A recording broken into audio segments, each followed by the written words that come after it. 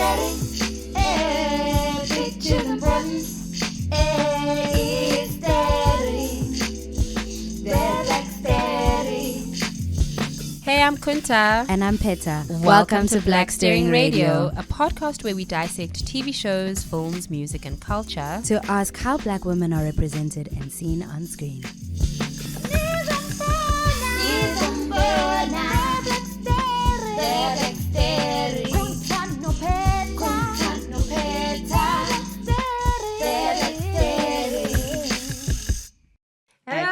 Hello, we are back. We're back, guys. Welcome back to Black Sterring Radio. Thank you for joining us again. Yes. We are excited. Can you see it in our faces? We are beaming. We're beaming. Kunta, You're by the way. beaming. You're Peta. Yes. Absolutely. And today, today's wonderful. okay, I'm just going to jump right into the intro. Please. Today we have multifaceted, very talented. Ooh. Some people met her on The Voice, and then she became one of the voices of South African music. She is a singer. She is one hell of a songwriter. 3 albums under her belt, a quarter of the Siva Kapstad Collective. Today, we have Zoe Modiga. So happy to be here. She's amazing.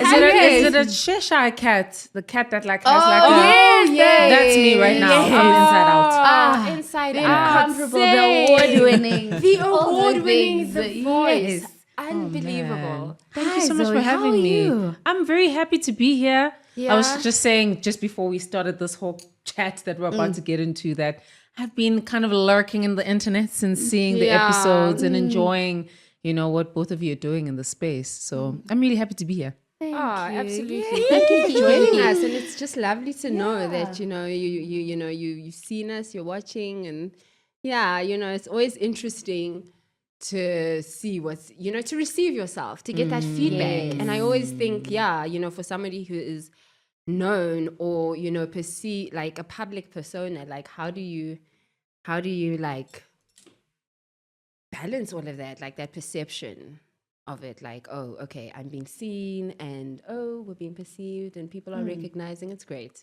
It's great. It's really yeah. But shall Okay. we? That's lovely. Okay. Yeah. We shall. Yeah, okay. So we usually start with a little segment called Content of the Week. This is where we get into what we're watching or what we're listening to or what we're reading. Sometimes an article, people have come with poetry. Movies, the earlier guest was talking about The Matrix. So, do you want to start? We can also start if you need a minute to think about it. Give me a bit of Yes. yours. And then Okay. I'll share mine. Okay. Do you have your Do you want to content or go? should I I'm trying to pull it up. So I have been listening to this thing that I call it's my own term for it, like enchantment music. So music at healing frequencies. I guess that's and I am just living on that YouTube channel. Ega, she's called Chantress Siba, and she plays alongside sort of instrumentalist. I don't know what this instrument is. It's like a xylophone, but it's a drum. It's like a palmy. Yeah, like you. And she uses singing bowls sometimes. Yes. And her vocals are just incredible. Wow.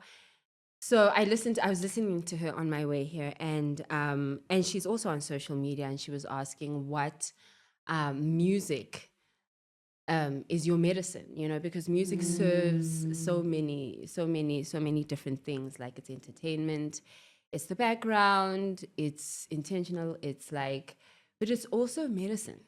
It's actually really also so healing. So there are pockets of the internet that explore that, and because I do a lot of yoga, and the music there is like it's sound vibrations.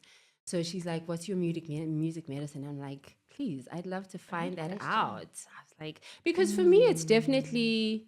I mean, it's all music. Like it's your R&B. It depends as well.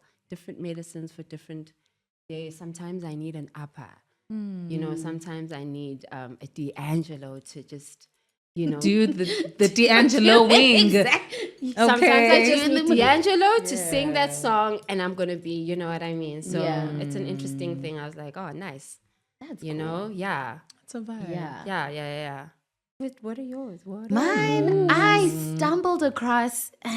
It's the only thing that's top of mind because I listened to it all day yesterday. So I was on TikTok doing my homework for this interview, Okay. and then I saw you doing a jam session with the SN Project, and I was like, "Ooh, what is that?" This is, and it was like at Untitled. Yeah. So I was like, this only happens at Untitled. Because you know at Yeah, Untitled, people Untitled always, is like it ends up being amazing. jam Hey. sessions and people are doing back and Untitled forth. is And I was like, amazing. this is so cool. Do they have music out? And then I went into his page. And he has a EP out. SM called Project. does, the yes. SN Oh, wow. Project. Okay. Uh-huh. So Zoe's on a song. I'm going to find I'm on volume 1 of the Yes. EP. The song's called I Just Wanna. Yes. So, you know, Pantomime exactly. is what the EP is called. Pantomime. It's like 4 delicious songs. Ooh. It's so good. Oh. I liked it a lot. Sings. Yeah, sings. Okay. In the framework, where would I put him? I'd put him like next to like Manana. And they're homies. Well, we're all homies, to be fair. Yeah, Absolutely. Yeah, so This is like the it's very, synergy. so like Yeah. that kind of R&B. Nice. But there's like a funk undertone that's really Yeah, nice. I need so to Great soulful. singing. SM Project. The production is good. And he produced the record himself, if I'm not mistaken, and also plays keyboard on there. Yeah. Oh, nice. So, And yeah. you know R&B and the keys are always very, Hey. yeah, you can feel the chords. Like Oh, that. you Like, can yeah, feel yeah, them yeah, in yeah. your soul, bro. Yeah, so I played it many times because you know EPs I are need like, to find it. so you're like again, again. Yeah. But that's my content. That's SM such a Project. vibe. Yeah. Shout out to Vibe. SN Project. Shout out. Okay. Now I'm like, I have to see it live. Homies in high places. Yes. He really is eh? incredible live. And it was such a beautiful concert. I remembered because I just remember being at the back of Untitled because now we have the special guest, so I have no business showing my face. So I was like waiting and waiting, darling, waiting. When it was time to come on, I was like, let's go. And there's a part in that video where you kind of, there's this thing that musicians do when they're like impressed with you, where they're just like, you know. Oh, yeah. So it was so Yeah. cool to It be takes a there and while. just to see all these homies that have become like a music family as well, performing with him, also giving like stank faces. I was like, yeah. So like that vote of confidence type of thing. Yeah. Yeah. What's your What is content my of the thing week? right now? I think my content of the week, because I live like a lot on YouTube, and I've been actually, let me look at my phone so that I'm not like lying to you guys. I'm actually just, there's this channel that always has like very beautiful messaging for me just when I need it. I feel like I'm in a YouTube is just. it's just YouTube is amazing. it is amazing. YouTube is a so university, great. bro. It is quite Yeah. amazing. Oh, Yeah. actually. Okay, I just saw I was a YoTV presenter because I live there as well. And I was also working out to Kylie Minogue this morning. So there's that. Love Kylie Minogue. Watch Kylie. later. Let me see. It's Natija Cave. Natija Cave. I hope I'm pronouncing your name right, girl. But she has a lot of like messaging about like signs, you know, so it's almost to the effect that anyone who runs into her videos is meant to. Yeah. And then their messages, it's like a Oh, soul collective yes. type of I thing. see. So is it like a reading? So almost? yeah, it's like a Yeah, reading almost. And yeah, I tend to find a lot of myself Nice, there. Natija. Usually when I click onto her, which is not all the time, but when I do, it always meets me exactly where I am. And she always gives me things that I need. So we love you, Natija. Ooh, Yes, Natija. Natija. Guys, so SM Ah. Project and Natija. I'm on it. I'm on it. Even Okay. your And some frequency. meditation music. Because I'm like, I Yes. need to answer that question. Yeah. Yeah, hey, right? Yeah. Great Let's question. answer it, please. We I'm should- gonna go ahead and just like, yeah. Yeah. Okay. Yeah. Okay. Cool. Okay, where do we begin? Where Anywhere you like. first? I saw your stage name. Oh, your stage name is Zoe Modiga, but it's not necessarily your government name. No. So how did we get to Zoe? No. Zoe's not my government name. My government names are Palesa, got palesa from my mom. I think my mom gave me palesa. Okay. You know, means flower. And I honestly feel like I really am a flower. Yeah. We can Like there are thorny parts, there are bright parts. Yes. There's a vulnerability, a fragile, a beauty, a dying away of things, a needing to be on the ground, you know, to be on fertile soil, you know. So palesa. And then Nomtandazo is from my grandmother. I got that name from a boyfriend yakhe, which is my best friend, my first best friend, my grandfather. So I didn't meet my grandmom, Umakumalo, but, you know, I have her name and I'm told I remind people of her, which is really great. Because she was a teacher and she was called Umam. They say when she passed away, she had like a funeral fit for a king, you know, because she was really impactful in society. She was loved by people. So even when we go to church, they'll be like, oh, inganega mem, kind of thing. So it's quite cute. And then Pumelele is for my dad, means success. My dad is not around to explain much of that, but I'm happy that he sowed that seed. Absolutely. You know. So those are my 3 names. Zoe comes from Nomtanda Zo. And then being called Zoe. Okay. So it's not impersonal. A lot of people I love in my life call me Zoe as well. As much, well, my family calls me Palisa. I want them to be the only people that call me Palisa. Truly. At the gym, I'm like, Nomtanda Zo. I'm happy with Nomtanda Zo. And yeah, Zoe is who I is. Which means life in Greek.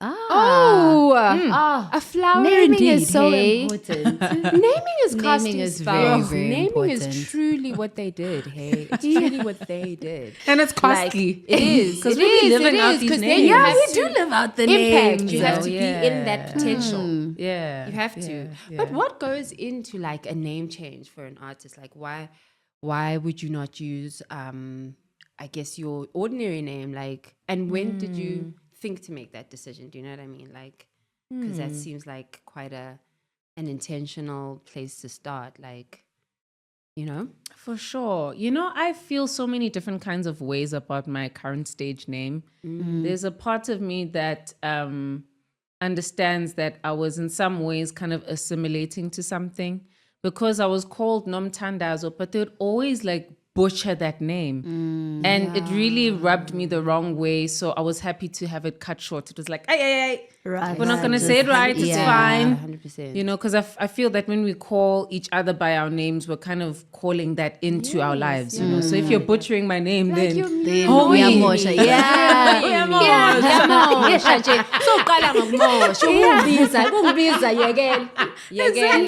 Like so I would like Duba people, you know, but then Yeah. that became like the shorter name. Yeah, I love Zoe. It really is who I am. I think I've had to fight for my life in some ways and I've had to enjoy my life in other ways. So I love the themes that it brings up. But there are times where I'm like, oh man, you know, I do wish I used one of the names that are of me, that are in my birth certificate, you know. But I kind of rely on the surname because it is my maternal surname, Modiga, you know, to kind of hold the fort, you know, because I never want it to be lost on people where it is that I'm from, you know. I found a lot with my first album, there was a whole thing about not knowing where I was from.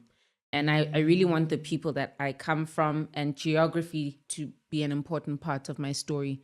So even if I, for example, like sing English songs or whatever, like I want it to be very clear that I am African and proudly so. I'm South African and proudly so.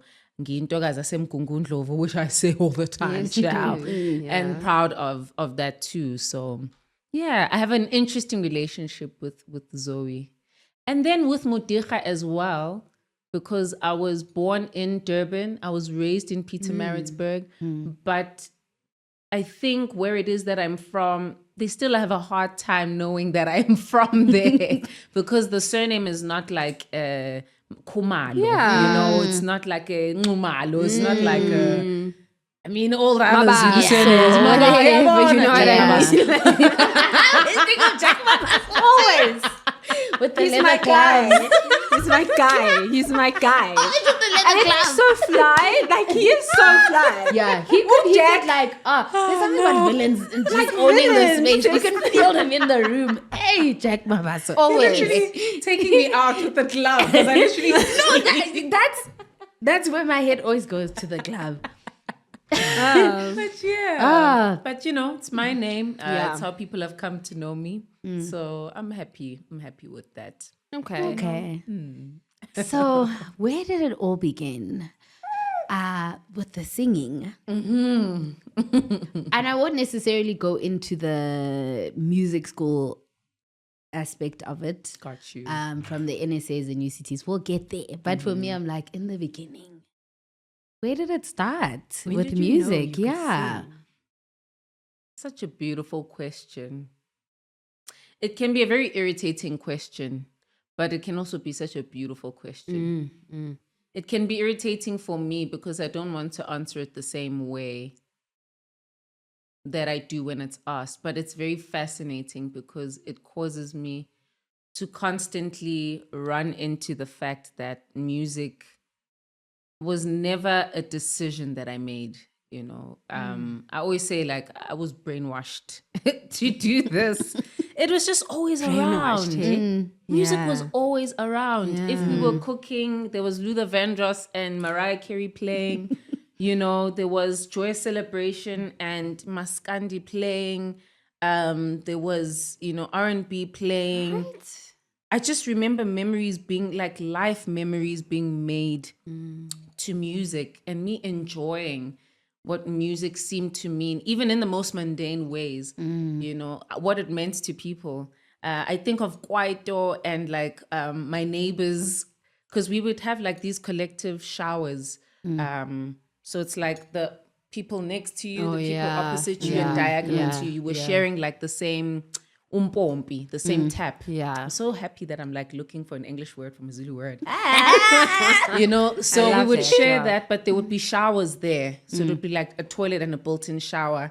And I just hear the sounds of like TKZ and like Umdu playing. And I see my neighboring like not boyfriends, but boys who happen to be friends. Yes. Kind of running from the shower, like hiding themselves, going to the room.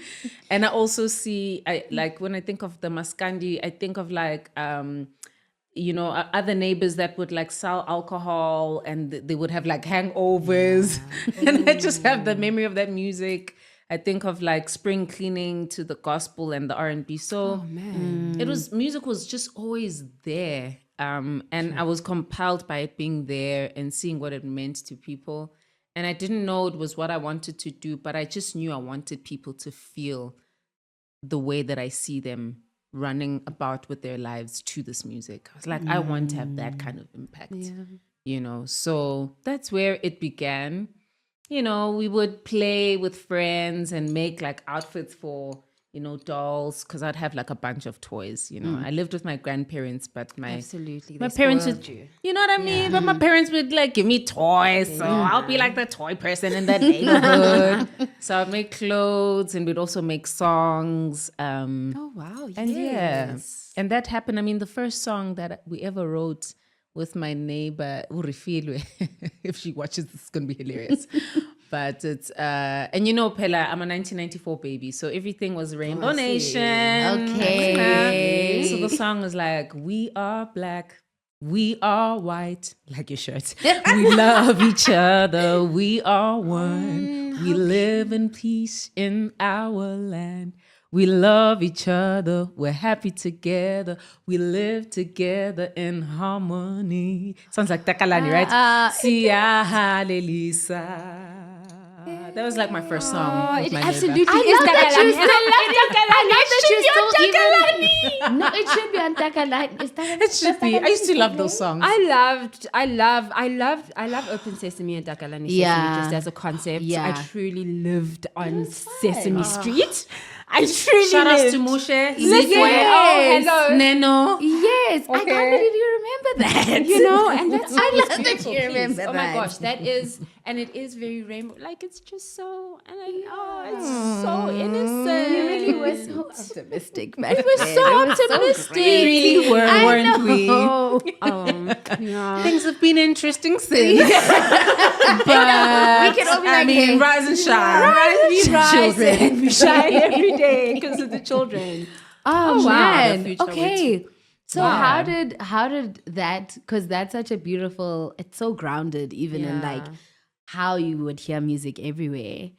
And then you went to music school, which I can imagine. How was that experience? Because it's always something that I Yeah. felt like jealous about, people who would get to go. Same, hey? to Why would you music or, guys like, feel in jealous essence, about it? whose No, parents, so cool. Whose parents were like, hey, who it's would allow fine. them and be like, you can go to it. And I have like friend that also went to NSA, and I'd always be like, oh, you get to like do drama and like saying like there's a school for this and you can go and do this every day. What is it like? Is it like the movies? Because you know we'd always have like Step Up and all and Yeah, Fame hey, and is it all these movies. We'd be always- like, is it really like the movies? Yeah. No.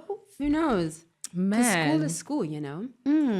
I remember also wondering what it would be like. And I remember wondering if it would be like the movies. Would it be like High School Musical? Would it be like Fame? Would it be singing in the corridors? Dancing. And we did sing in the corridors, guys. It's true. It's Maybe true. not in the dramatic sense, Yeah. but like there'd Which be just like happened. jokes and things. That we were I remember the National School of the Arts being such a funny place. And it was like all the talented people all in one space. So you were never ostracized because you were the person that leaned towards that, perhaps in a school that was more sports centric or academic. all It was together. all the kooky Yeah. cooks all in one place, you know? It really is. And the it cookie was cooks. drama, yeah. And it Which was is- drama, music, dance, art. And it was a school that made room for every kind of person. Because for me, my disposition was I was very green. I was very naive. I was very geeky about music. I would spend like 8 hours a day practicing, and it was my entire life.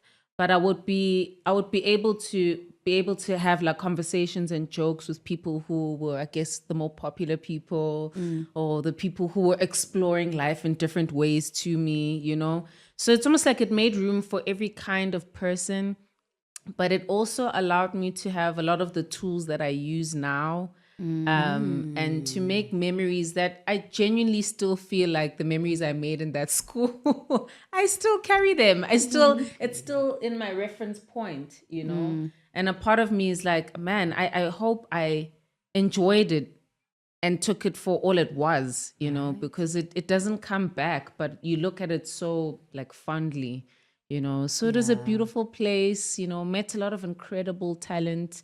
You know, some on television, hired for this and that and the next. You know, there's a friend of mine, Tsepo Tsoteti. He's like a composer.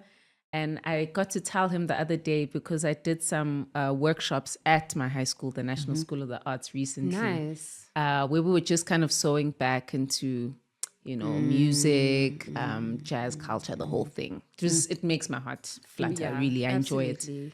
And I got to tell him that, you know, Tsepo, I'm so grateful that you were my first example of being a young composer, you know, because we would sing a lot of his songs as well. So we'd learn like the classical music, do the choirs, do the orchestras, you know, do the theater shows. But he would, you know, make us perform a lot of his songs in different ways. And it really taught me to have my own voice and my own sound as well. You know, so for example, a song like Dandelion off my first album, Yellow the Novel, was written in grade 10. And I was inspired by Tsepo, you know? Oh, wow. So it was amazing. And then we also have a WhatsApp group, guys. Oh, I love that. And there was a friend, Kay and Jason. They literally just posted a picture on the group recently. And I was like, oh my God. Oh, taking us back. Oh, guys, I love you. I've always loved you. So it was just, it was a special place. It was a special place with people I won't forget and I can't forget. And people I still collaborate with, you know, so, and friends, you know, so it was beautiful. Yeah. It was beautiful. So 8 hours.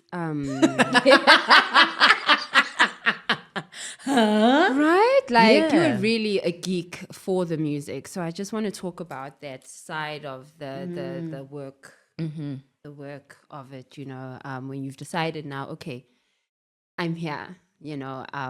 But as an artist or as a person, you always want more. Even as a child, you're like, I'm going to do this so perfectly.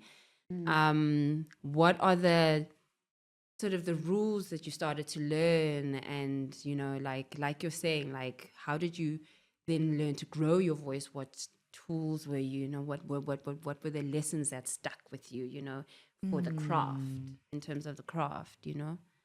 Whew. At that time, I was very grateful that I loved music entirely, because I've never been a person who's a purist to a genre of music. I'm a purist to the idea of music holistically. I don't give music it's a kitchen and a bathroom and a toilet and a lapa and a jacuzzi room and a bar room. Man, I like this house I'm describing. And high ceilings with great art piece. Chandeliers hanging. Exactly. I just see it all as one room, But what I learned being at the National School of the Arts was classical music. I learned a lot about, the different classical composers from the Baroque era to the classical and the Romantic era, so it was very much of that culture. And classical music comes with discipline. Yeah. You actually have to put in the hours Yeah. to get the output, of being that kind of Truly. musician, So that was beautiful. Also to sing classically, and to sing arias and things, and to learn different ways to use my voice. Because until that point, everything was pretty much like imitation, or it was singing like Whitney Houston ballads for this, that, and the next, But I learned the different ways in which I can use my voice, and that I can also protect and nurture my voice, which I think helps me with what it is that I do now. Yeah, 100%. Hey. And yeah, of course, to compose, and also the stage. Because I, as geeky as I was, I somehow used to get like some leading roles still, and that was really great because it helped me to like work on the firecracker that I am as well on the stage, to be comfortable with the stage and what preparation looks like, what is required of me. How is it that I'm able to reach to the furthest person in a space and make them feel like they are, in the golden circle. What do I exude energetically when I walk on the stage? What is my body language? How is it that I kind of move my body to articulate the song? So I learned that too, and we also got to do these interesting things of like, I remember being like Brenda Fassie, guys, for a festival called Festival of Fame. And I remember like doing like a kick to the sky, and literally like a shoe fell off. And I saw it flying away, and I was like, well, no, senor, please. So there was just Quintessential so much. Brenda. That's exactly what Brenda would like. Yeah. Do you think, so was UCT Musical an extension of those lessons, or was there a way that it was different at a tertiary level? To high school. At a tertiary level. Yeah. Definitely different at a tertiary level. Yeah, because I remember even we would love going to watch the music students perform at Backed. And it would be like, these people. I said Backed. I was like, it was literally mind blowing. The things that you guys put together. Truly. Yeah. Just even riffing and them jamming, and you're just like, you'd what, be like, what the hell? Yeah. So what was varsity like in that experience, and still training? Because you really are at this point. We can feel that you did the 8 hours a day. Yeah. We can feel that you have the technique. Yeah. It shows It up shows. That's beautiful. in the studio, it but it also absolutely shows up on does. stage. It does. It does. Across the disciplines, right? Like even Yes. stage presence, I was about to say, like, Yeah. what? The stage presence is... Yeah. It is present. It is present. Man, thank you so Yeah, much. yeah. You Well, NSA and UCT were both similar in that bekuyinto ekhethekile. And what that means is that like it was audition processes for both, and it was a select amount of people that were there. At the National School of the Arts, I think there was 8 of us, 8 music students. And that's like wow. over 1,000 That's applicants. That's tiny. Type of thing, right? Was it 8? Yeah, 8 or so, less than 10. And then in UCT as well was the same, actually. I think there was like, we yo-yoed between like 5 and 8 type of thing. So it was a thing of like, firstly knowing that I appreciate the opportunity that I know many people would love to be in the position to have and don't. But also it was like a thing of really like being put in the fire, so to speak. It was high pressure, and it was also high talent. Every single High person talent, in the okay. class was like doing some things. I mean, we had the likes of Manana, who people have come to know. Absolutely. The Grammy Award winning. I always tell my friend, hey, it's a Grammy Award. Listen, like that tells you of the talent. Yeah. You know, Yo. we had like Amy Walton. Oh my goodness. Like there was a bunch of us. But it was a beautiful space of cultivating what I had already learned from high school, but also engaging jazz language. And jazz, because I think it's the godfather of modern music in many ways. Truly. But also,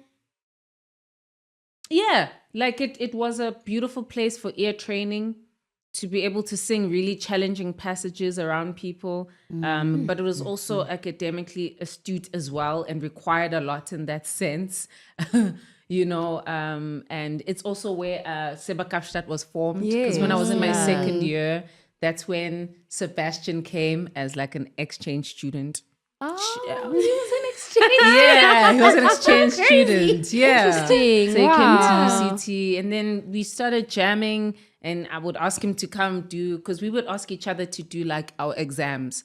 You have to ask Okay. other Yes, students to play. Oh, that's cool. You know, Okay. what does that look like? You know, Yeah. Stressful is what it looks like. imagine. Oh my gosh. I can imagine. But yeah, so that's when that band formed, you know, and you know, obviously we just have an album out now, You which is do. so great. Listen, it is so interesting. Like that album is such a, and you guys have evolved. Like, when I just think about Seba Kapstadt, it's a different. It's a different world. Yeah. Right? Even within different world. you guys as yourselves as artists, Yeah. it feels like a It's different world. Yeah. Right? You are like rapping on the. You are literally like you are in Zulu. Like, do you know what I mean? It's so Seba Kapstadt makes me feel cool. Yeah, just it listening is to it. so Even cool. just vocally, the conversation that you and Manana have and how you like feed off each other. Yeah. The instrumentations and how it feels like a more R&B neo soul. Shout out to Phil, shout Outside out of to Seville and Yeah. Sebastian, and like what the 4 of you put together, is very different from sometimes what you guys do or what people know you for. For sure. So it's nice to feel what you said, that music is the room Yeah, and right. not Absolutely. separate here and separate there. Yeah, And I like it think feels we- like a broad thing. we all, I think, in the band relate to music that way. Yeah. You know, and I think it's a part of what makes it so beautiful. But we get to have fun with Seba Kapstadt, you know, in the sense that, like, sometimes, for example, Sebastian will compose, you know, the music, and then Phil will add the production element and the beats. And then maybe Sebs is like, yo, let me not drive to South Africa. Let me fly to South Africa. Imagine driving. Let me fly to South Africa. And that's when me and Manana, you know, kind of get into the writing. And we have fun with it. Like, homie, what do you want to write about? What do you want to talk about? man. Like, let's talk about like being fly, you know, and like what that's about. Okay, cheers to myself. And then we go to our own corners so that we collect the songs, catch the songs, as Msagi would say. And then when we come together, then we rock and we roll with it, you know. And even the performances are of that same energy. Yeah. It's Yeah, just I spunky. can feel it. It's young. Spunky. We Yeah. laugh a lot. Right? We have fun, guys. Like like those are that's my family. That's my family. No, Yeah. I will always pay good money to see Seba Kapstadt. Also because it happens, obviously you guys are in the same country not all the time. So it always feels like, okay, Absolutely, hey? there's a show coming, let's go. Yeah. Yeah. Yeah. Yeah. Ah, it's really good. Oh my goodness. thank So you guys are like varsity friends. I love We're that. like varsity people would Shout go out way to back. varsity friends. Yeah. But varsity was also such a beautiful way to interact with the industry, in the sense that like we started doing shows and getting to be at like festivals. Your International Cape Town yes, Jazz now you Fest start happened working. while Yeah. You're I was still there. You know, there'd be opportunities to perform in certain capacities in the professional space as Oh, well. I see. Yeah. Although that, I mean, NSA got us to the World Cup, so Okay. they slayed. They Yeah. also slayed. Listen, hey, Because we were like that's the a world kids stage. with the map, with the world map, you know. But yeah, all of these spaces just kept reintroducing myself to myself, because you know, formal education I think is so beautiful because it gives you tools to work with. But I think what's more powerful, if you allow it, is for it to feed into what it is that Yeah. you inevitably want to be, what you want to share, what you want to, how you want to impact the world around you, you know? So it involves a lot of learning the tools and then having to really, in some ways, Break throw them some away, rules, hey? you know, 'Cause so it's that just you there for find support. yourself somewhere there. Yeah. Your what's my blueprint? What am I Yeah, you about? know? Type of thing. Yeah. So, yeah. But shout outs to all the teachers everywhere, especially you, Mr. Muller. I appreciate you so much. I am catching some because I I know you're also into, well, you're also now sort of going back to NSA and mentoring and teaching. Yeah. But what I want to ask you about is writing, songwriting, and what is songwriting? Like, how do you get into that? Like, when you say you collect the music, do you collect, what's that process? You know, like, does it ever look the same? Yeah. Is it like Wow. Yeah. music first, lyrics first? Is it? I imagine, Yeah, like a lot even of just- playing as well, feels Yeah. like. I had a conversation this morning before I had to go into a meeting this morning. And it was a call from Ubafo, Dr. Matala Kunen. A beautiful like cultural icon, you know. Absolutely. Who's really been assisting me because I'm going back into research right now. And I'm enjoying being able to use my brain in that way. So I was just leaning onto him, engaging him about what I was researching. And there was an ask he had because I was like, hey, do you have time? Because I was aware that him and Panda Panda have a show. And I was like, well, let me watch Oza and just hum and ask some questions and then head out. And then he's like, no, come, let's sing, let's perform together. So this call was about that performance at the Hugh Cafe in Durban. If I were to describe what songs are, I think that would be a great place to start because it was songs that haven't been written, that we were writing in real time. And the moment was being made in real time. Yeah. And it felt like we were communing with God, our people collectively, and we kept going deeper and deeper and further into these portals that we were going into. And I would catch myself zapping into reality and zapping back out and not knowing what's going on. And then feel like I'm floating and then feel like I'm firmly on the ground. And both of these things, these dances are all happening at the same time, you know? So for me, making music and writing songs is like a wonder world. It's like where I get to be Alice. It's where I get to be trusted with all the tools that I've learned, but where I get to be an empty canvas and just ask the music what it is that it wants me to say, Yeah. what it needs from me. Does it need fun? Does it need sensuality? Does it need, you know, things about spirituality, identity? What is it that we are on right now, you know? So it feels like a wonder world. Sometimes it's words. Sometimes it's a whole song. Sometimes it's a dream. Sometimes it's a guitar, chords, piano chords. Sometimes it's a horn section in my mind. Sometimes the song comes in whole. Sometimes it requires me to learn from it as I grab onto it. So it comes in parts. It you know? unfolds, it reveals. It unfolds, you know? So songs are such a wonder. And I don't think I don't think I want to completely understand that wonder. I think that I want to keep we the even magic. can. Yeah, if I even could, even if I try, you know. So that's what music and songs coming together feels like. Yeah, It's like a wonder world, really. truly. I love that. And the chemistry as well. Yeah. And how did it feel? Because your 3 albums feel like you, but also feel like different versions. I know earlier you spoke about almost reinventing yourself from like Yellow to Inganekwane to Nomtandazo. What was it like going from project to project? Yeah. Do you have a favorite? Yellow. Oh, do you have a favorite as well? Excuse Which me. I'm thinking we have favorite Making child me pick is. my babies. How dare you? I'm sorry. Take it back. No, you're welcome Because to they us. absolutely are. Children. Children. I asked it, but I was like, Yeah. Well, do I have favorites? I think different days require different Yeah, songs. absolutely. I think it's more of truly. that. It's not even ever know, going to. 'cause Yeah. What's Yeah. today? Today would be like and Nomtanda a slash Yellow the novel day. You know, because I'm feeling bright. Yes. You know, I'm literally wearing the brightest, one of the brightest things I have in my closet. But I also feel very centered, you know, and that gives me such an Nomtanda feeling. But you were saying something about there's a question you asked. Oh, That just floated I was away. trying to How the albums ask evolved. how the, different albums versions. evolved. Yeah. Yeah. Yeah, yeah.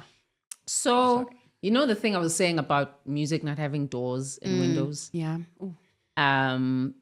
I think each album is my attempt at receiving the songs, but also being able to articulate different versions of who it is that I am and trying to do it in a way that makes the work still cohesive, you know? Yeah. Hey. In my perfect world, my albums would sound like all the ones I've made and a bunch of other things. But I think it's just, you know, maybe a bit too much for the listener to kind of take on that. So I like to then create eras where there's a certain sonic landscape and a certain visual story that goes with it. And it's tangible. You can touch it, you can taste it, you can see it. You know, when you think Yellow, beautiful gowns, you know, yellow gowns. Yeah. You think like a spunk, a happy pill, you know. When you think Inganegwane, there's identity, there's culture, there's traditional regalia, there's singing in predominantly isiZulu. When you think of Nomtandazo, it's like the female form. It's the otherworldly, something cinematic, something that is of our spirit world. Yeah. So I hope for as long as I have the pleasure and the honor to do what it is that I do, that I'm able to tap into all these different things and have all of us discover all these different parts of ourselves collectively, you know, as the music goes on, you know. So yeah, but it's exciting. I enjoy creating worlds, and albums allow me to do that. Yeah. You know.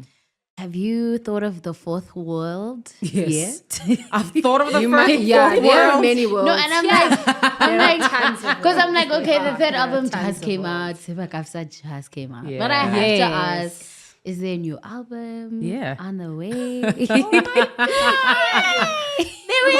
There is, y'all. There is. Exclusive. You heard it here. There's a new album on the way. It is the most frightening thing I've ever done. And albums are very frightening for me as a process.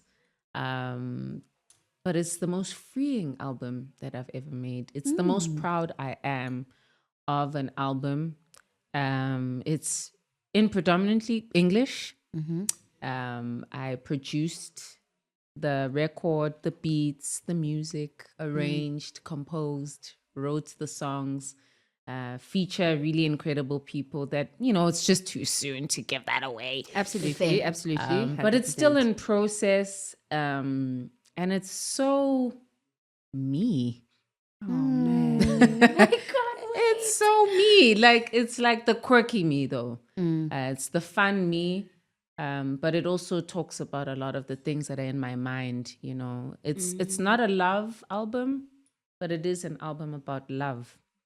You know, love of self, love of people, love, romantic love, familiar love, love of life. You know, so it's a beautiful album. It's experimental. It's scary to release it because I find that with each album, there's just that little bit more added pressure to live up to something. Truly. So with this fourth album, I just wanted to throw all of that away and to just interact with music the way that I remember it when I wasn't serving people with it. And I was just enjoying seeing other people being served by it.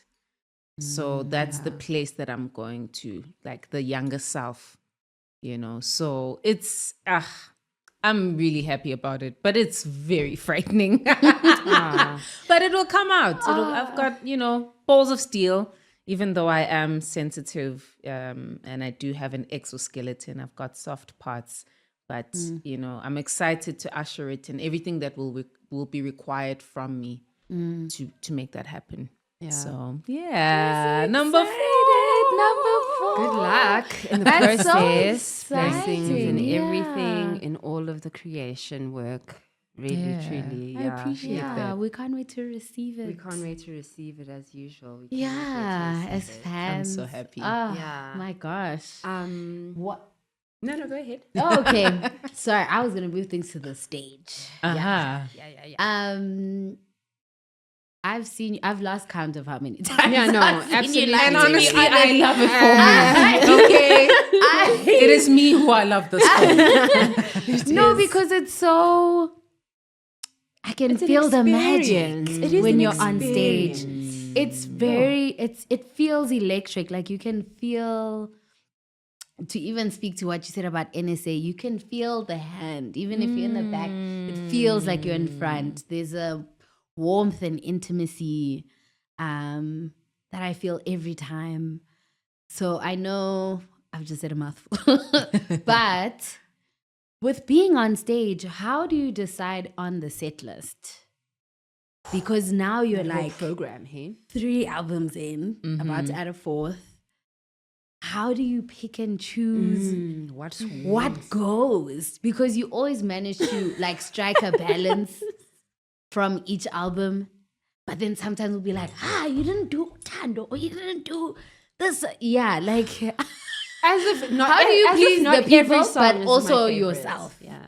Listen, putting set lists together is the bane of my existence. The bane. Because we have debates as a music family while rehearsing. Where's that, guys? Come on. Like, for example, I miss performing Abounding Within.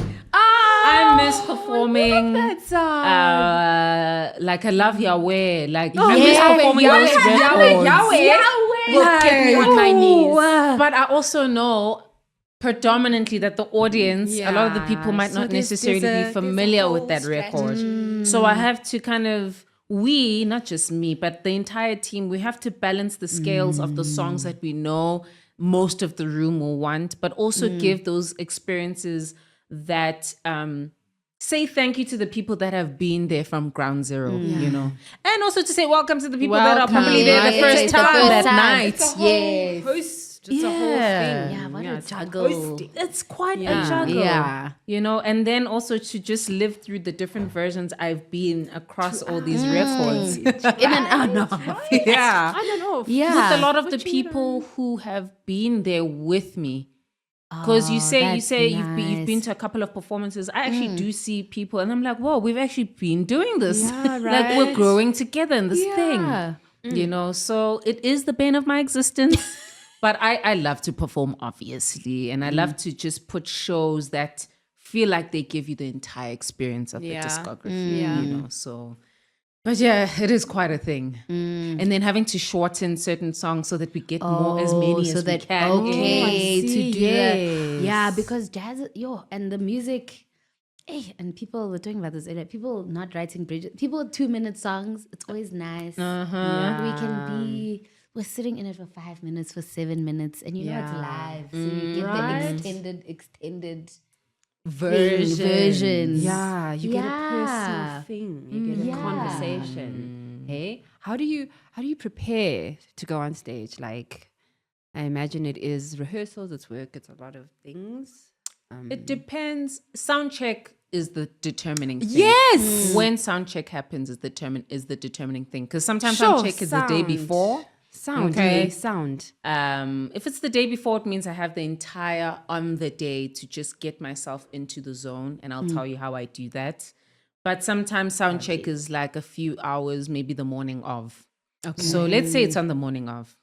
Wake up. I go to the gym first because that's become such a lifeline in this season in my life. And then I go to sound check. But while I'm going to sound check, I start warming up my voice, you know.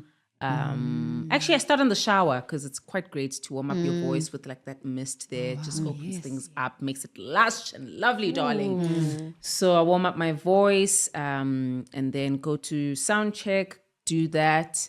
Make sure everything's cool in that sense. Come back home, and that's when if I haven't already figured out what I'm wearing, that's when I'm putting everything together, packing things in, or wearing it if I need to come to the venue already dressed. Then I start slowly putting my makeup on, and when I put my makeup on, it's like a ritual of getting myself into the energy of the performance, you know? Yeah. Because I've already been at sound check, I've already claimed the energy of the space. Yeah, Because that's yeah. what I do So, as well. Kind of yes. walk around and take in the energy of the space so that I'm able to dominate it Yeah. when I'm Yeah. finally back there to serve, you know. So, you know, put on my makeup and then, you know, I might watch like random YouTube videos if I haven't warmed up my voice. So I'll warm up my voice again just to make sure everything is cool and lush. And then after that, I'll dress up. If there's time, I usually look at the mirror and just, you know, kind of emote certain things to see, you know, kind of plan. Because there is some kind of choreography to my shows, you know, even though it's not official in the sense of having a choreographer, but I do plan. I'm always like, But I do plan. Yeah, This song, I want to be yes. here. I want to spotlight there. Okay, with this song, I want to move forward, make sure I have a moment of audience and come back. I have like a nice little mind Like a show. grid. Okay. Yeah. Just so the stage is utilized entirely and completely by the time I leave it. You know, and in different ways also. Yes. Type of thing. So then that's what that will be. And then I pack my bag, have my teas and my waters and my fans in there and, you know, my towels to kind of clear everything out, have my set list written. I find a sense of security when I see the piece of paper with my set list. I don't know what it is about it, but I feel very anchored. Okay. Yeah, I don't enjoy not having that piece of paper Wow. because it also helps me with the mind map that I have, Yeah. you know? And then it helps me to be able to play, to allow the play. Because it's like all this preparation. Prepared. Yeah, but now it's like, Now I'm let's done. have fun. We've checked all the things. Exactly. Now let me remind myself Yes, to why I have- do what I do, why we do what we do Yeah. at the back, and why I do what I do for them. Yeah. And with them and with us. Co-creation. You know, exactly. So yeah, show days are very beautiful. They're fascinating. They're high pressure. There's a lot of scurrying around happening. This, that. No, you do this, that. Ah. Yeah. Always You know, an event. You know, please keep fighting. You know, here and there. I remember for the Rose Fest, I think because I collaborate with Neo Sarati, incredible designer, fashion designer, stylist with my costume. Oh, I I love collaborate that a lot outfit. with him. And for Rose Fest, like the costume, I mean, I trust him, so you know we've done this for very many years together. But like it was literally an on the day thing. So I'm like, okay, it's Allah. There's like a costume is coming via Uber. Okay, sure. And then on this side, it's like, oh no, guys, the stage visuals. We actually haven't had a conversation Yeah. about submitting those to them. Oh damn, okay. Zoe, do you need anything? I'm cool. Okay, guys, actually, I need this. So it's a frenzy. Yeah. Yeah. And then yeah, just before yeah. getting onto a stage, it's complete silence. Quiet. It's just complete silence, and it's just taking everything in and just asking to be able to serve the stage well and everyone's needs, whatever it is that people came for, to be able to just allow them to catch glimpses of that, you know. So it's a frenzy, and then it's silence, and then it's the time of our lives. Literally. You know, We have the time of our banger, lives. a I want to go back banger. to the clothes though, to the fashion. Hey, Yeah, let's go get it Sorry, felt Pete, so. yeah. Yeah, like I mean, your outfit today. Today, please. Today. You guys can't see the like, boots, is it but some designer? commotion for the Like, boots. Ooh. I'm like throwing a few poses in Yes. studio. We'll use these as like screenshot images. But And that yeah, orange like, it's oranging, hey? Thank It's an oranging orange. you. Yeah. yeah, like the clothes have felt bold and like yeah, I don't have the words. The words are escaping me. But how's the journey in your body, in performance, in the fashion of it? Yeah, is it working with designer? Is it easier to work with designers? Do you What's that journey? have a stylist? Like what is the journey like?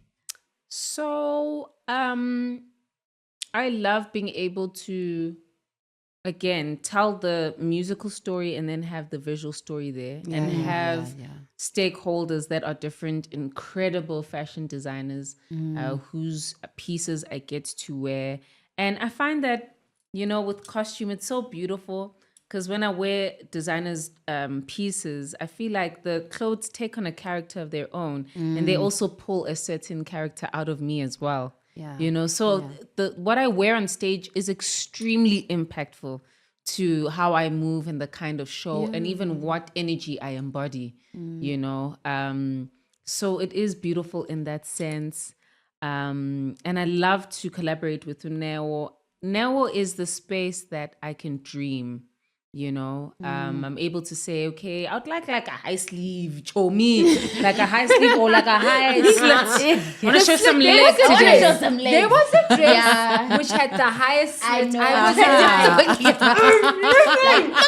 Like, whatever. Yeah, I was like, I know. What is this? What is her workout routine? like, also, like, this is too much. Oh, no. It's like I get to dream because I feel like the stage is where I get to be the astronaut. Truly, you have You to. know? So I enjoy embodying that higher version of myself and being able to be like, today ki stomach out, or today ki back, today ki leg, or today actually let's keep the honeys tucked in, you know. Let's, you know, I enjoy that. So I'm able to dream.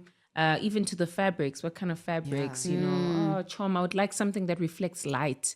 You know, I want to feel like a disco ball, or I want something that flows, something that moves well, something that also does half the work when I move it. And I think of you doing the healer.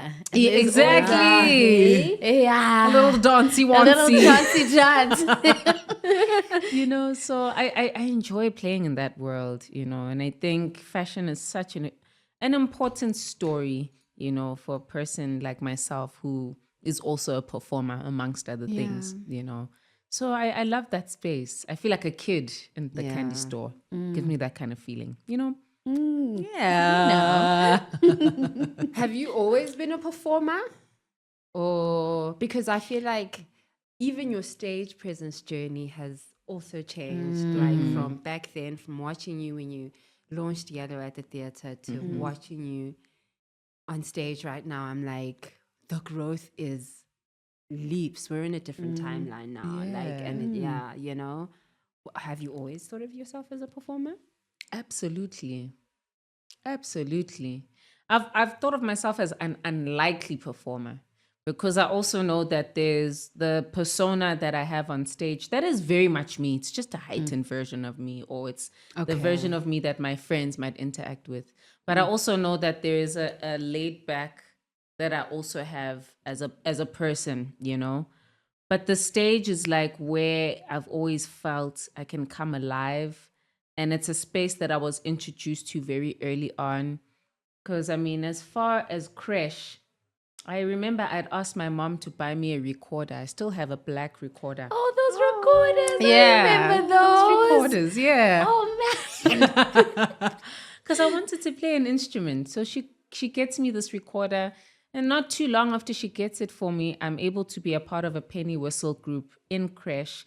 And I'm able to lead it because of having access to having played the That recorder. played, yeah. So there has been an element of always being pushed to the forefront, or like playing Yes, it calls Angel you. Gabriel for the Christmas Oh, the Carol. Christmas.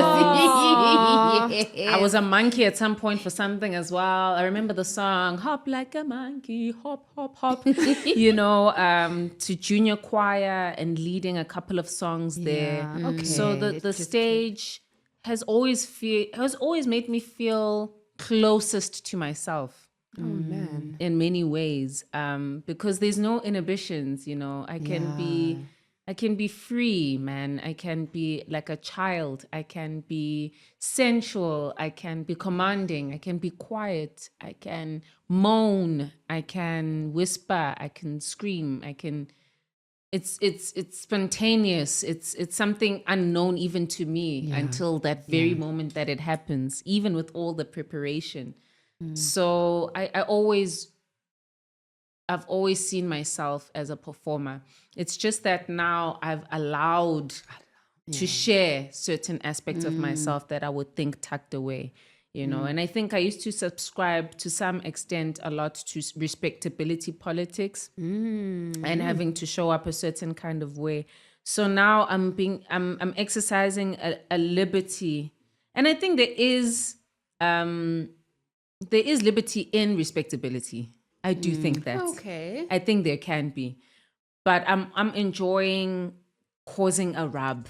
I'm enjoying causing a fuss. I'm enjoying the frenzy that it ignites within me. I'm enjoying referencing, other firecrackers like your Maprrs, like your Lebo Matosas, and realizing that I'm anchored by the fact that has always been, and what rub they caused at the time, even though now it's like, oh, we love them. Yeah, Yeah. but They they were- were at they that were time, up against some rub. resistance. Yeah, There at that Exactly. was always time, the it was resistance. not- Exactly. From Yeah. Makeba to all of them, there's always a Exactly. resistance, especially to black women, Yeah. Yeah. So I'm following that Yeah. resistance. Yeah, just And leaning into it. And I'm finding a lot of freedom there. Yeah. yeah. That's almost like a new legacy in performance on stage Yeah. as well, which is Yeah. cool. Are there any songs that you love performing? Because I know we all have our favorites. But do you have a favorite? My gosh, it's a good question.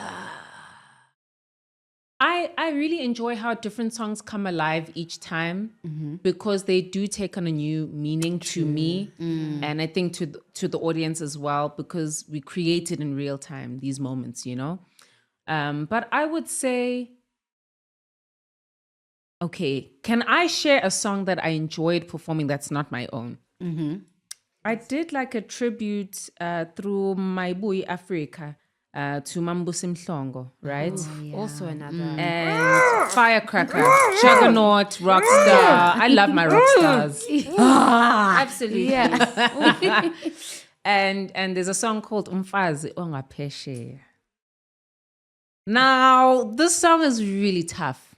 It separates the boys from the men, the girls from the women. It's technically a thing to bite into. I was preparing that song, and there are songs like this, right, that don't require much from you in some ways, and then they do in others. But with this one, I was learning it a month before we were actually performing the song, because I wanted to fully embody it and to do her justice,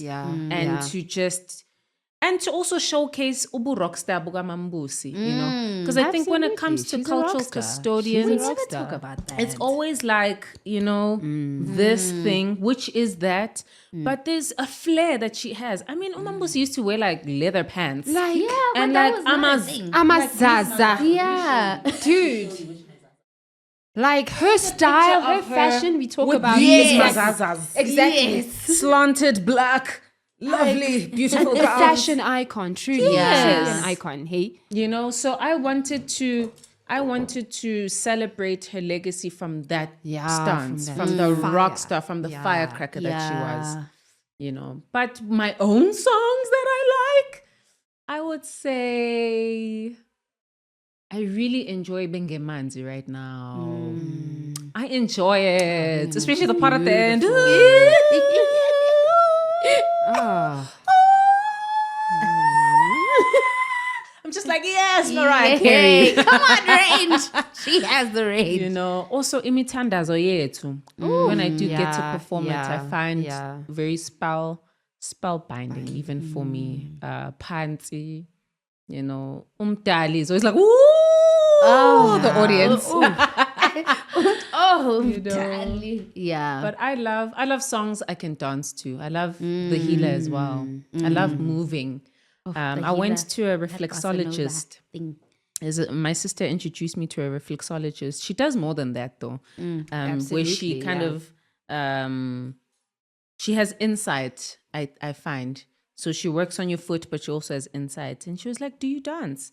I'm like, yeah, actually, you should see how much dancing I do at my workplace. At my workplace. And she was like, office. yeah, it's something you should do because it feeds you, you know. And when she said that, I was like, yeah, that's why I do. Because, you know, there'd be these tweets where people share certain like videos and someone would be like, Zoe, for the kind of music you make, it does not warrant these movements. We have those. Ma'am, it does not warrant these movements. Like this song does not need this. I don't know why you're doing it. But when she said that, I was like, yeah, exactly. That's how I know myself to be. You Yeah, know, so Yeah. Yeah. Tweets like that always remind me of Maxwell. You know, when Maxwell would be on his knees and everyone would be like, now what, Maxwell? That's when you're in What? let him have fun, you guys. Just having fun. Because it's for us as well. Yes. At this moment, I'm serving you, but I need this It's for for me. you. This is for me. So my it's important gyrating for is for you, me. and it's I'm also important. releasing things. Yes. I'm a conduit. I'm a channel right now. Yeah. It's going through my body, you know. And I don't get to do this enough with all of you as much as you think I do. So I need this movement for me. And I also want you to see the freedom that I want to be a domino effect for. I want you to see it in real time through me. In how I move my body, in how must be there free aren't now. inhibitions. Yes. Is the time. Yes. Now is the Now's the time. time. Okay. I You love know? that. Wait, but now you made me. There's a question I forgot about. Bitches brew. Aha. With Spam Jalosi. And Titi And Lizzie. Titi Lizzie. Voices for days. Amazing. My hands, my queens. How did it come together? Will it return? Oh my goodness. So Bitches Brew was inspired by Miles Davis's record, record, yeah. named after it, also called Bitches Brew. And I think it was Spa's idea actually. She came up with that idea. Nice. Recollections may vary. So Titi and Spa, I speak under correction. But how I remember Bitches Brew forming is that, you know, I was like, guys, man, like, I want to be on stage more. Like, I'd like us to do something. I'd like us to do something, you know. And I guess we were all in the space of wanting to collaborate and wanting to share with each other, you know, and that's how it was formed. And I think one of the moments that I remember about Bitches Brew is the tribute to Umambusi Mhlongo that we did, where King Ta actually also happened to come to the show and shared a moment with us. Wow. But we'd also do like our own songs and iterations and arrangements of our songs as well. So it was a beautiful collective. I mean, Spa, Diti and I still get along very much. It's just, it's a project that hasn't kind of found its way back to us in a sense, but we have been building and we have been growing our individual projects and lanes, and we're still very much in each other's orbit in that sense. Because I mean, Spa was doing something recently for Marcus Wyatt for one of his platforms, and Marcus was like, "Hey, Zoe, I want you to write something nice about Uspa." And I was like, "Oh, say less, that's my homie," you know. And with Didi, there's like awards that she's been a part of putting together on the back end, where I've been one of the artists there. So we're still in each other's orbit and space. But yeah, it hasn't come alive in a while, in many years actually. I think I last saw it at the Liano when that was a thing. Yeah, I think that was the Yeah. last time, and that was Formerly the Orbit, Liano. Yeah. yeah. So yeah, I hope it comes alive again, because there's also murmurings of it that come here and then, where people seem to want that experience. So yeah, we need to make that happen. We'll see. It was we'll see. nice. It's like It really was an interesting, again, like yeah, and another also like the offshoot, voices another and that- world. Yeah. right? It's another world because you guys together, and it moves me into my next question of like co-creation and working with other musicians and other voices. Like, what's your approach there? Like, there is especially with singers, I think of choir. Sometimes there is a level of like, I want to sing, I want to, how do you manage that chemistry and fair singing? I don't know what it's called, but like, yeah. I think music knows what it wants.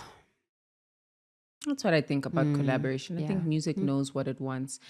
Sometimes people will say, "Oh, Zoe, you should do a song with this person," and oftentimes when they say that, me and said person have had conversations about that, but the song simply hasn't presented itself.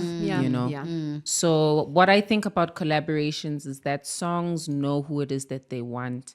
I never want to be in a song I have no business being in, because I'm taking the space of someone whose business it is to be in that song. But I always know when a song needs to have me on there.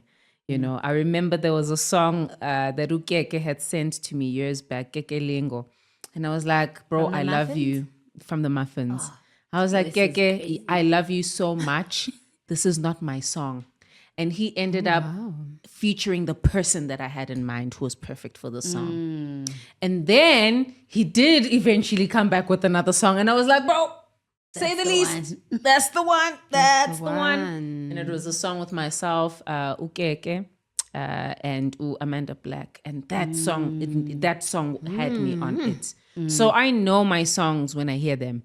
And I guess it's always an interesting thing. I always try to preface collaborations and saying that, like, me saying I'm not going to collaborate on this is not a you thing. And I hope you don't take it sensitively, because we are very sensitive about these worlds that we build. Sensitive about my shit. Yeah, exactly. Ibadu, Come on. Come on. But then when it is the moment, then it's the moment. And I also approach it from the same, if I'm writing a song, there'll be certain musicians down to who's playing like the guitar that will come up, and the song will say that it wants this. And sometimes it will say, I want Keenan John Mayer to be playing this composition type of thing. So that's how I think of collaborations. Yeah. Yeah. And usually, actually, it always is the case that it is not on schedule, but right on time. Yeah, and it resonates with the collaborators as well, which is all you can hope for. Yeah. Yeah. Ah, Wow.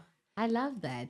You mentioned about spellbinding songs, right? And there is that element to your music, right? And I think maybe that's the element to a lot of music, but I don't get spellbound by Everybody. everybody. I love Tebe. Tebe spellbinds me in a different way. Tebe. Like TKZ will spell, Yes. you know. Okay, I get do you know what I you. mean? Kendrick will, yeah. but there is a spellbinding where we're now.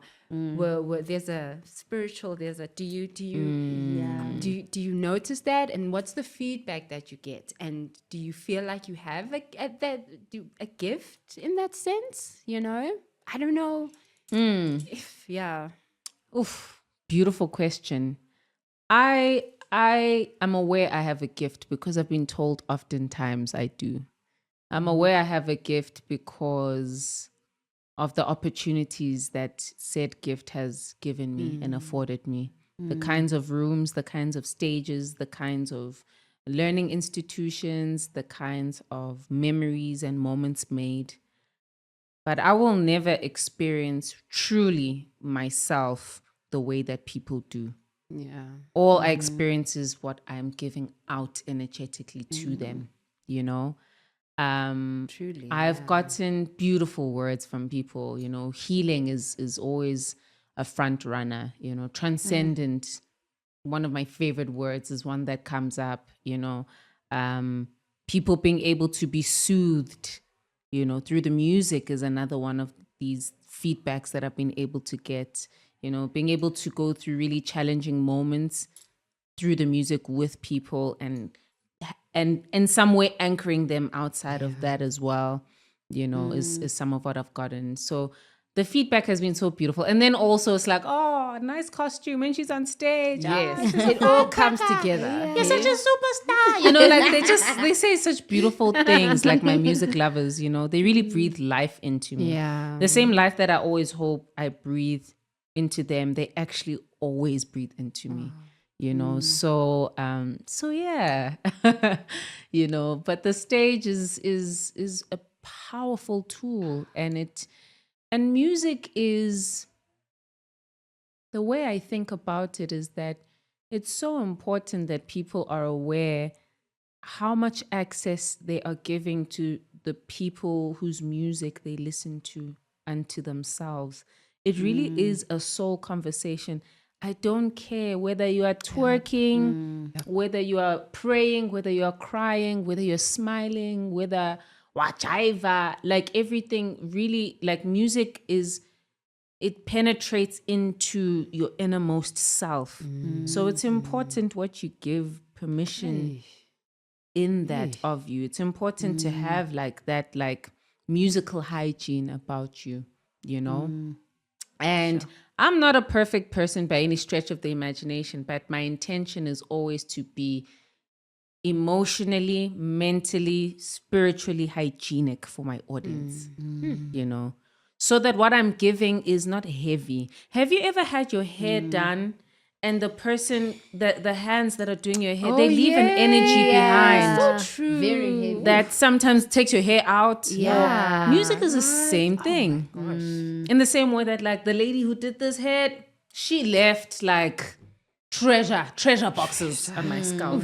So music is that, Transference. Yeah. And to call it music hygiene is so interesting. It is Because like there is no, yeah, like I was watching there's this woman, I'm forgetting her name, but she did a experiment on how, if her behavior would change if she listened to one artist for a particular amount of time. Yeah, but it was such an interesting exercise because music does affect us. It does. It does, yeah. It really does. Shifts. And I'm a wholesome baddie, I love baddie music like the next person as much as I do wholesome. And I think the balance of life exists in the in-betweens of all of that. But I think there are things that breathe life into you and there are things that take life from you, Yeah. And it's just you being able to, decipher what that is for you, because it might not be the same thing for everyone. Yeah. Someone else might not resonate to what it is that I do in any way, but might find something that does speak to that and still allows them to keep the integrity and the hygiene of who it is that they are, when they're engaging it. And then when it's me, I mean, I'm grateful. Stream. Come to the shows. But so man, music is just Right, like it is. it's an unknown world that is so powerful and so beautiful, and that is worth the intrigue that it comes with. Absolutely. The mystery. The undefining. Yeah. It's Yeah. worth it. That's actually where it lives, Yeah. It's worth Yeah. it. It's worth it. Such a spiritual thing. Daily rituals, daily life. What's your thing? You mentioned you go to the gym. How do you Yeah. ground yourself? What are your rituals? Because I think that feeds the process as well. Gym is doesn't it? definitely a ritual. Yeah. You guys. I started gym like 3 years ago because I was like a choir artsy watsy for the longest time. Theater was like the movement, And I used to jog a lot, but I got ankle injuries, so I'm not actually able to jog anymore, which sucks. I really used to enjoy it. But gym became the outlet. I used to start with like yoga. Can't do that either because of my injuries and being hypermobile. So I got into Pilates and got into like weightlifting, and I found so much home in there. And I love just seeing like the gym crushes because bahle abantu. No, that's true. There's one I have in mind, but I'm never gonna say the name. Not gonna leave that stone. I'm gonna leave that stone what is it? No stone will be left unturned. Unturned. This one is going to be left Turned. alone. Leave it turned. We're just gonna walk past the Yeah, stone. we're walking past the stone. But I enjoy my drum crashes. You know, I love them to bits. They help me train harder. But that's like a ritual, a daily ritual for me, because if I can get through those reps, I can get through anything. Is kind of what it makes me feel, you know, because I like the intense workouts kind of thing, because they feel like I can conquer everything else outside of the space, you know. The daily rituals, also sleeping. Truly. Yeah, I respect sleep. I respect sleep. Do I get it right? Do I have good quality sleep? Maybe not all the time, but I respect sleep. You know, reading from time to time, watching like silly YouTube content about someone's thinking pieces about someone's release or some philosophy or thought, you know, is a ritual as well. Candles. I like to light candles a lot. There's something about light and smoke that kind of makes me feel settled. So I like smoke up my apartment a lot. So I have a lot of incense, like, then I'll just open it up, you know, especially when I feel overwhelmed or heavy. I kind of have that space. I prefer dim when I have my candles on as well. But yeah, these are some of the things that I do. And baths, like salt baths, long stretched baths where I just get to think, pull myself towards myself, rid myself of any of the energy that isn't mine that I carry, because I'm quite empathetic as well. It helps me with my work. It helps me to serve better. It helps me to, when I have those like performance moments, to know who to go to that might actually need that lift, for example. But sometimes it means I feel the feelings, and I have to remember that sometimes these feelings are my own, but sometimes they aren't. They aren't sometimes. So but those are my little rituals that I'm zipping and doing it. Okay, we do zipping and doing it. Just a little zippy doing it. Just a little bit of this and a little bit of that. Is there any musician, or like, is there music you're into right now at the moment? Yeah, absolutely. Actually, Please. Yeah. I'll give you real answers. Ooh, guys. What is a musician listening Like, to? who is your fave? Yeah. DP, where am What's on I? your rotation? Find Zoe. Let's see. Liked songs.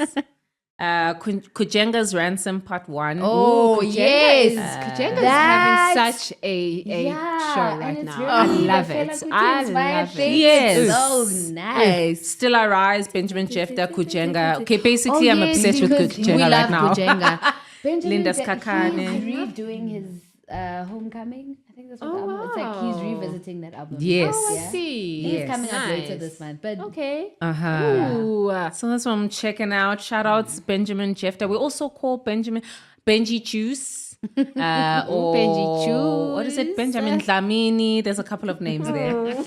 So and Double Zulu is also on that. Nice. Kandibona Wena, King Ta and Tandintuli. I've been like shaking my tail feather to that. Like I've been winding to that song. And then you guys, I missed home and I was like, what sound do I want to work out to? And I thought of Ulundi. And there's guys. Perfume that I do during like the shows. But there was another one where I was like, I haven't heard this song in so many years. I was actually laughing at the gym. I was like, who am I? You know, there's also Steve Lacey and Fushi. I don't know how to pronounce Fushi. Sunshine. Fushi? I never know how to say her name. Love that song. Yeah. Where you are, where you are, where you are, you always gonna be. Hey! You know, so yeah, there's also some Nadia Nakai here, Trap Starzy with Scummy. I think I met Scummy at a shoot actually. And then a song with me and Halo Yakami. Love Halo. There's Oh, a bunch of yes. things. Yeah. Ben Howard, now Childish Gambino, Terrified, Quadron, Clonius, Musina, Faith Evans, Serpent with Feet. Listen. Guys, there's a bunch of things. Beautiful. Amare. And Roho. I want to give a shout out to Roho. also have him. So it's a bunch of artists. Esperanza Spalding. Oh, Esperanza. Solange, Cleo Sol, The Internet, Her, Common, D'Angelo, Les Nubians, Erica Badu, Alex Isley, Madala Kunene, Robert Teflek, hey, Skatla. It's a lot. Nick Hakim, Christian Scott. It's a bunch. Yeah. So it's a music fest on my music Spotify. fest. Yeah. Last question from me, I think. No. We We are not done. We have a timer. But I mean, okay, I it's guess fine. maybe second last. We'll see. Okay. How do you process?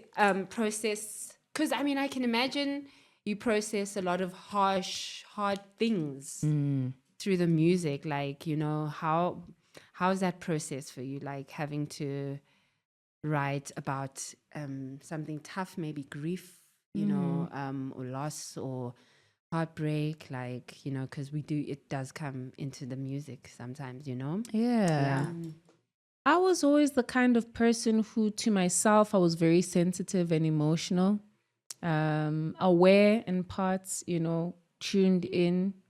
But I realized that I would actually speak in riddles to people because there was a fear of vulnerability that I actually had. So I would think that I'm articulating myself clearly, but I'm actually speaking in riddles that only make sense to me.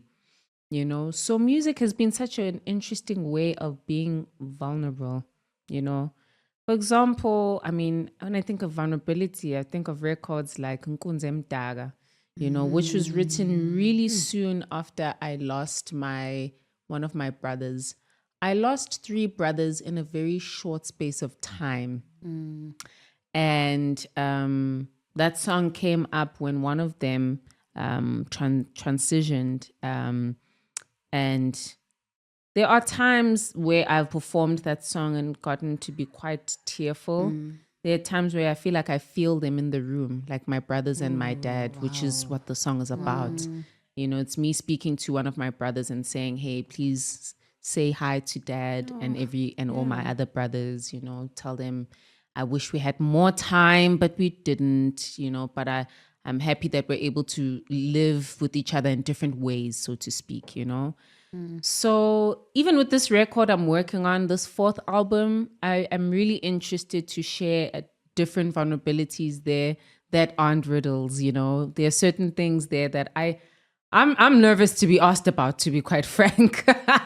I might just say, no, guys, just let the music do the talking. Yeah. You know, but I think vulnerability is what ultimately draws us closer. It's not the costumes. It's not like the dancing. It's not even the good music. It's the vulnerability, you know, because that's where we all see ourselves. We've all lost people. We've all had our heart broken in some way. We've all felt unworthy. We've all felt very low. Some of us depressed, some of us with anxiety, some of us with dealing with mental illness, you know, some of us just trying to figure out what life is. We know what that is. So when music pulls that out, it's like, oh man, you know, it's that opportunity at first to draw that much closer, you know. So how I relate with it is that I just always pray to be vulnerable. Yeah. Because that's you know, hard. on a platform. It's very Yeah. interesting on a platform, you know. You know, to say that these are the ways in which I'm not perfect. These are the ways in which I'm working through things and I don't have figured things out. There's something about being a platformed person that allows people to think that we have things figured out. Right? That's true. Or like you want to ask me about current affairs and it's not my forte. It's actually not my area of expertise, you know? Or you want my leaning about certain things. And I love to give opinions about things and I've got opinions about a lot of things, you know? But there's things I just don't know, you guys. There's things I'm figuring out. This large expectation. And it's also expectations, even in being vulnerable. I find that there's expectations for me to embody your version of who you think I am. Sure. And sometimes it's things I can't live up to because I don't know them. But it's some things I can't live up to me because it's not me. Yeah. You know? So it's Just a very messenger, interesting. Just a messenger, really. Just a Truly. messenger. Nguvelaphi, guys? I'm just sending stuff through, you know. Yeah. And you can create those worlds for yourself. So yeah, it's interesting to be vulnerable, but it's what pulls us towards each other. Yeah. So I'm happy to have the honor to be that, and for it to be actually meaningful outside of me and my family and my friends. Yeah. But it to be meaningful to chosen family and to my music family, my music lover family. You know, yeah. And I think it's so great to acknowledge the fact that there's the burden that comes with, or there's a slight, discomfort that comes with being platformed, like you say. And I love that way of putting it, because it's like, okay, we look up and there is a behavior, there is a language, and people project all there. And you're like, oh my God, I'm just Kunta. You know what you're saying She's about the looking girl. up? This is why I Yeah. love performing in amphitheaters, because it's the one place where the stage is below and the people above. Yeah, there's so much to that, right? The feng shui of it all, right? Oh, yeah. Right? You know? Yeah. Is there any place you really enjoy performing? How much time do we have? I That loved is a lovely Lagos. question. I loved performing in Harlem. Oh my gosh. wow. I love performing in Dubai. I love performing. There's this European tour that we always do with Seva Kapstadt. I love being able to immerse myself in different cultures and Actually, traditions you and disappear. food. And disappear. I love Mozambique was a vibe. Oh my goodness, Namibia was a vibe. Reunion Islands was a vibe. Soweto. Oh, there's something about performing in Soweto. Durban, Cape Town, Joburg, Bloom. I remember we also performed in the Black Hole when I was like much younger in Kimberley, which was so fascinating. Like I love the big stages where there's like 10 million people, and I love the really intimate stages where it's like a few of us that are ever going to remember this moment. I love all the stages. I love all the places I've been able to share, the people I've been able to meet, the in-betweens, the scurrying, the food, the inside jokes. the shots that we've taken as Seva Kapstadt before shows. I love all of it, you know. I love all the places I've been, all the places I'll visit again. Also the North Sea Fest in Holland. Oh my gosh. Amsterdam was such a vibe as well. Guys, I love all of it. Absolutely. I genuinely, with all my soul, love all of it. And I hope to be able to do this for very many years. I hope to be able to be a bridge of where it is that we come from as a culture of music here at home, and where it is that we are and where it is that we're going. I just hope to do this for a very long time, for as long as it will have me. Yeah. You know. But yeah. 100%. Yeah. We have to ask you though, before we, we look at black femmes, black women, and just the representation, I guess, at your level in the industry. How is that, and how has that been for you personally, and as a woman in the industry with the kind of position, I guess, that you're at? For sure. Yeah, because it is.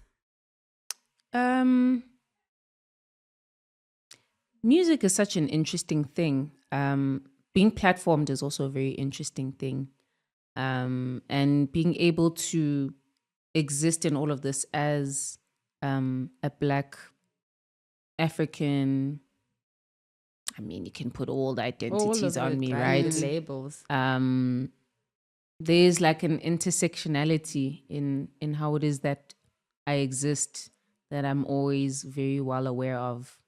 There is a need for me to feel like I'm championing Black women that come before me and that have paved the way to some extent, and to kind of bring their names like give them life, like soul back into them, because me doing what I do comes from them having done what they did. And then also to say, you know, to my queens that are journeying on this after I have, to also be able to be a big sister in real tangible ways, not just oh, you're talented, you're amazing, you're going to do great, sweetie, but like what are the ways that I can actually help you with what I've learned. And I don't know everything, and I can learn a lot from you too, but what are the ways that I can actually be of tangible assistance, you know? And then there's like really trying to claim autonomy over yourself. There's so many different kinds of artists that I could have been. Because of the tools that I have, there's many different ways that I could have chosen to show up. But I did choose one that feels against the grain, one that requires a lot more sacrifice, that comes with more tears, more rejection, that comes with people who are alike in that, and us being able to try to figure out what moving in that looks like, you know. But the beauty of it is that we are also actively creating pathways, you know, for people that are alike, you know, and there's joy in that too. But being a woman in this industry is interesting, you know. It's also down to expressing things like my sensuality, you know. It's always been something I've wanted to do on my own terms, and I've awarded myself that, you know, but being able to unapologetically be that, even with like the rub that comes with it, you know, and the opinions that what do they people call it? The think they pushback or should. whatever. Yeah, the opinions people award themselves with, you know. I remember there was a stage clip, for example, of me like gyrating, and I'm really getting into, like, I move my hips, you know. I wind, right? Because I think a lot of energy, windy, because a lot of energy like sits there as well. Kundalini. You know, yeah, exactly. That, A lot yes. sits there, and I always say this, and people laugh at me when I say this, and I'm like, guys, yes, it's cute, it's hot, but like at the same time, we're doing some work here, you know.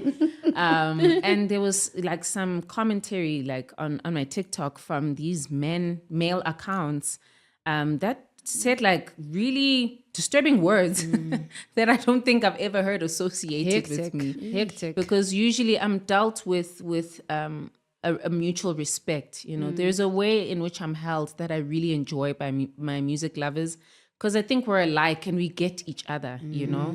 But there's also those things that come up and that are so violent in their coming up, and so presumptuous in their coming up, and so unwilling to be curious about what this could actually be, you know. And then there's, you know, just things around, you know, ownership and IP that get to be very interesting conversations as well. Wow. Yeah.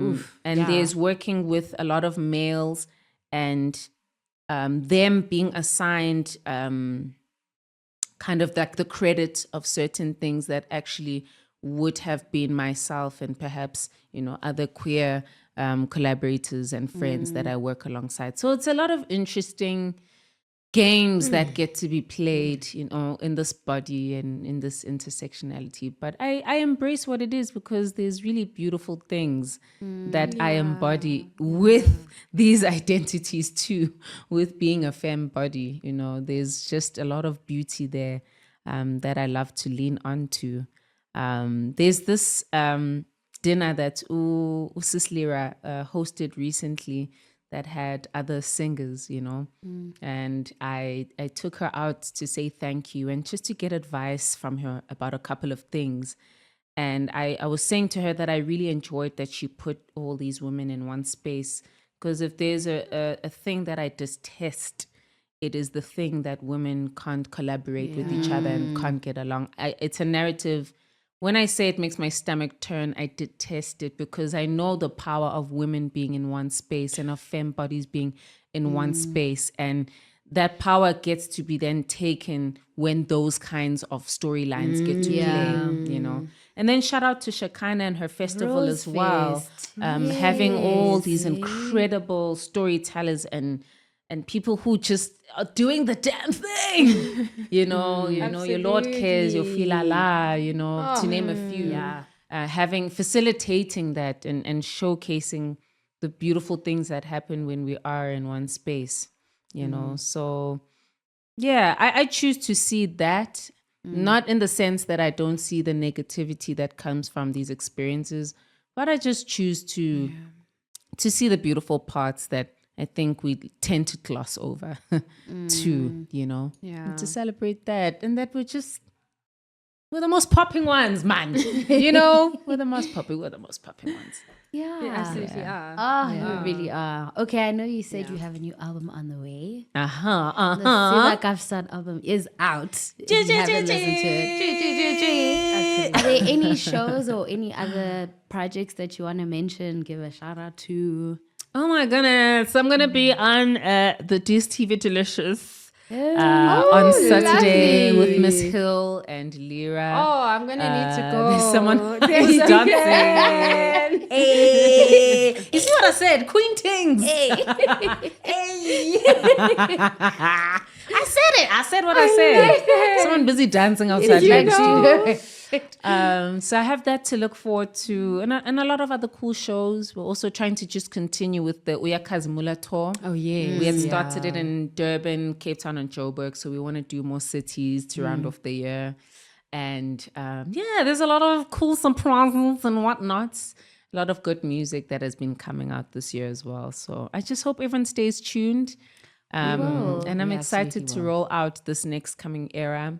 I want us to just bring our child selves, our imagination with this next one. Yeah. Thank you. Wait, I do have to ask, as a Siva Kafstad fan, is there going to be a show this year? There is, but I can't say too much. No, I'll take it. But there are things that we are planning. Yay! I can't say much else outside of that, but it's going to happen a lot sooner than people think. Oh, okay. Yeah, Nice. let's just say I'll that. take it. Like a lot sooner. Okay, so stay tuned to the pages in case you didn't catch it. Stay And tuned besides, to I the miss my pages. homies. I want to see them this year. Yes, So, absolutely. Okay. wink, wink, nudge, nudge. Yeah, nice.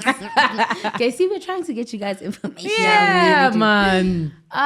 State of sure. mind Yes. in 3 words. Zoe, of mind. in 3 words. Just like to State of mind. as a prequel in 3 to words. the coming bits.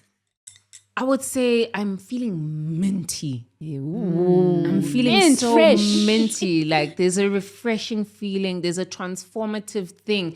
There's a transformative thing that I feel is happening in general. In life, I don't know if we're like catching it. Zeitgeist. Yeah. Yeah, but there's like shifts. There's like quantum leaps and Yeah, you know. I'm not recognizing the person that I am right now, and in a good way. But I feel like I'm reminding myself of my child self. That's what I'm recognizing. That's what Yeah. everyone is saying. and Yeah. It's beautiful, man. So I'd say minty, transformed, and childlike. Childlike. Yeah. That's where it is. What is it for you guys? I'm curious. Ooh. Yeah. You see these good questions. You see these good questions. Flipping the script on you now. What are your 3 words? Grateful. Curious. Ooh. Yeah. I feel like I'm still curious about things, which is nice. Ooh. Yeah. Oh, what would be the 3rd word? Adventure. It's in there. Ooh, I'm yes. curious. Grateful, Adventure. curious, adventure. But maybe it's because it's spring. I'm like, it's time to be outside. Coming in. The energy Yeah. is coming in. Yeah. Yeah, same. I'm feeling the spring, I guess, and the transition. So I'd probably say play. Flirtatious, you know. Flirtatious. And appreciative. Like I appreciate this moment in my life. Yeah. This exact one. I'm so happy right now. Yeah. Like choosing to be happy no matter what. Like, and that's actually such a lot of work in therapy. Like, Hey. you know, Yeah. just to And choose yet it, doing just to Yeah. choose it, just to choose it, you know, it's quite freeing. And I'm right there You know, I've never been a person who could latch onto the word happy because I've been like a snob get about it. that. But I'm like, listen, happy is the Totally word. get that. I'm Yeah. gonna just take happy. It's a I'm just gonna beautiful word. explore happiness. Especially if not? it's felt like it hasn't always been within reach. I think it's a beautiful word to still choose. Yeah, I really relate with that. I love your words. I think, Mina, I'm sponging your words. And also I found a lot of myself in your words. Like, definitely. Everything you said. Man, Copy and thank paste. you. Thank you so much for this. Praise, Zoe. thank you. Oh my gosh, we love it for you. Yes. I just need you. We love it all for you and forever and forever. Thank Dude. Yeah. Wow. Keep doing what you do. Keep it on. Yeah. Yeah. And for everyone else, thanks for listening. Go shake the world like Zoe Modiga. You understand what I'm saying? Because it's in the into your DNA. lane. Shake the world because it's a kazini, babes. Isekazini. We smagate. In the words of Desire Maria, we smagate. Desires, like, Oh. awesome. Thank you Okay, so much. thank you so much. Cheers, guys. you. Bye. I'm going to be back, y'all. See you soon. They're like staring.